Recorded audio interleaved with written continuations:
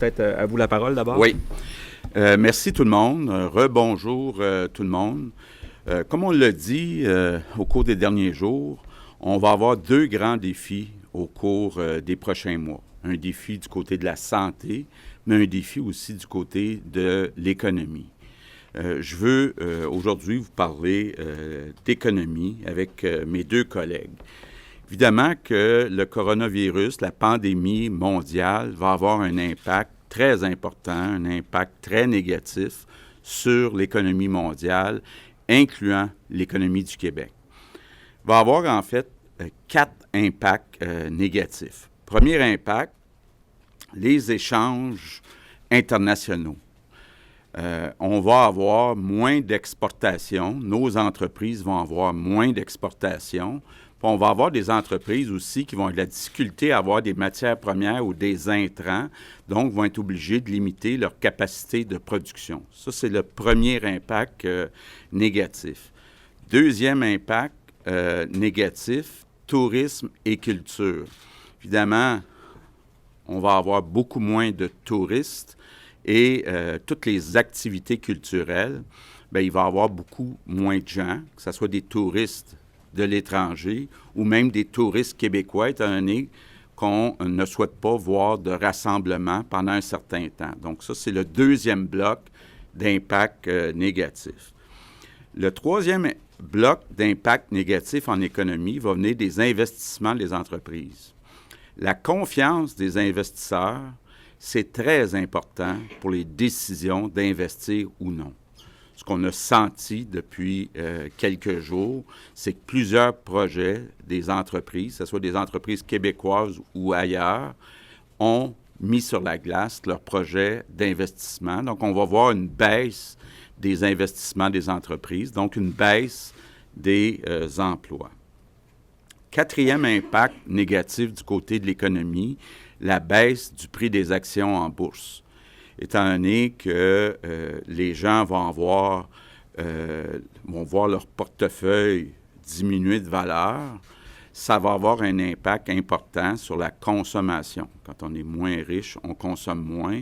Donc, c'est le quatrième impact. Donc, tout ça va effectivement nous amener des impacts très négatifs sur l'économie, les emplois, les revenus du gouvernement et les revenus des entreprises. On va, au cours des prochains jours, vous annoncer des mesures dans trois grands groupes de mesures.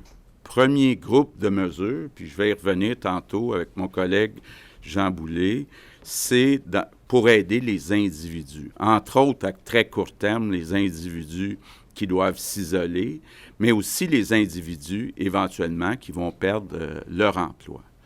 Deuxième groupe de mesures, les entreprises. Il y a déjà beaucoup d'entreprises qui nous appellent, qui appellent chez Investissement Québec. Il va y avoir beaucoup d'entreprises qui vont avoir des problèmes de liquidité. Donc, étant donné qu'ils ont moins de revenus, bien, ils vont avoir des problèmes de liquidité. Donc, ce qu'on va faire dans un premier temps, c'est d'aider avec des prêts aux entreprises rapidement. Et par la suite, bien, il y a une partie de ces prêts qui vont être convertis en aide directe, là, après analyse des dossiers, puis des perspectives pour chacune des entreprises. Mais pour être capable d'aider les entreprises rapidement, on va commencer par des prêts rapides à ces entreprises. Troisième groupe d'entreprises, étant donné qu'il va y avoir une baisse du secteur privé, bien, c'est un peu normal qu'on veuille stimuler l'économie avec une hausse des investissements publics. Donc, vous savez qu'on a ce qu'on appelle au Québec le PQI, le Plan québécois des infrastructures. Ce qu'on va vouloir faire, c'est d'accélérer tout ce qu'on est capable d'accélérer. Et il y a trois grands groupes d'infrastructures, ou trois très importants. Évidemment, on va commencer par la santé, parce qu'on va faire d'une pierre deux coups, en investissant en santé, en améliorant les capacités d'accueil de notre réseau de la santé. On va s'aider pour notre défi en santé, mais on va aussi s'aider pour créer des emplois, entre autres, dans le secteur de la construction. Les deux autres endroits où c'est important puis qu'il y a beaucoup d'infrastructures, ce sont les routes, donc tout le transport, puis l'éducation. Donc, il y a déjà beaucoup de projets de déposer. Ce qu'on va essayer de faire, c'est dès les prochaines semaines, devancer tout ce qu'on est capable de devancer, des infrastructures qui, de toute façon, devaient être faites, mais ça va nous permettre, entre autres, par exemple, les gens qui peut-être construiront moins de maisons, bien, vont construire des infrastructures publiques. Moi j'ai déjà à quelques reprises parlé à Justin Trudeau sur ces 3 groupes de mesures, puis notre objectif, c'est de s'arrimer le plus possible, c'est-à-dire que ça soit le moins compliqué possible et pour les individus et pour les entreprises, idéalement, qu'il n'y ait pas besoin de cogner à 2 portes pour avoir de l'aide, mais qu'il y ait une espèce de guichet unique. Donc, on a des discussions avec le gouvernement fédéral. Bon, aujourd'hui, on annonce un nouveau programme pour les individus. Pourquoi c'est important de le faire? Parce qu'il faut un incitatif pour que les gens qui ont des symptômes, qui ont voyagé, qui doivent s'isoler, bien, qui n'hésitent pas à s'isoler parce qu'ils ont peur de perdre des revenus en n'allant pas travailler. Donc, l'idée, c'est de dire, il faut qu'il y ait un super programme pour aider les personnes qui doivent, les personnes qu'on veut qui s'isolent. J'ai parlé de ça encore ce matin avec Justin Trudeau, avec M. Trudeau, et ce qu'il m'a dit, c'est qu'il arriverait avec une bonification de l'assurance-emploi d'ici 2 ou 3 jours.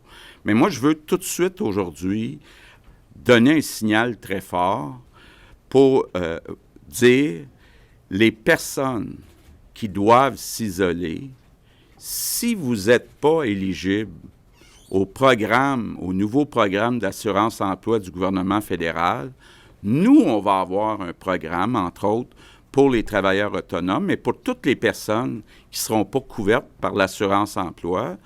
Ce programme-là va s'appeler PAT, P-A-T-T, un programme d'aide temporaire aux travailleurs qui sont touchés par le coronavirus. Bon, le montant qu'on a fixé pour que ça soit simple et rapide à gérer, c'est qu'on a pris le maximum actuellement qui est donné pour l'assurance-emploi, c'est-à-dire 573 $ par semaine. Donc, les personnes, on leur demande de s'isoler pour 2 semaines. Bon, il y en a qui vont devoir s'isoler un peu plus que 2 semaines s'ils continuent d'avoir des symptômes. Donc, ces personnes-là, ça serait limité à 4 semaines. Donc, mais la grande majorité des personnes, ça serait pour 2 semaines. Encore une fois, évidemment, étant donné qu'on veut agir rapidement pour le bien de l'ensemble de la société québécoise, on compte sur la bonne foi de tout le monde, là. Donc, ça va être important, là, qu'on s'entende bien. Ce sont les personnes qui doivent s'isoler, qui vont avoir le droit de demander 573 $ par semaine, et les personnes qui n'auront pas le droit à l'assurance-emploi. Donc, on veut s'assurer là, qu'il n'y ait pas du dédoublement, que les gens ne demandent pas et à Ottawa et à chez nous. Donc, Jean est en train de mettre en place un formulaire. Je pense qu'il va être disponible dans les prochains jours. On va essayer d'ici maximum 1 semaine, être capable d'émettre les chèques là, pour que les gens qui se retrouvent en difficulté soient capables d'être aidés. Mais absolument, là, l'idée, c'est de dire limiter la contagion. Donc, tous ceux qui doivent s'isoler, on veut envoyer un signal. C'est important. Si vous revenez de voyage, si vous avez des symptômes, de rester à la maison. On vous aide financièrement.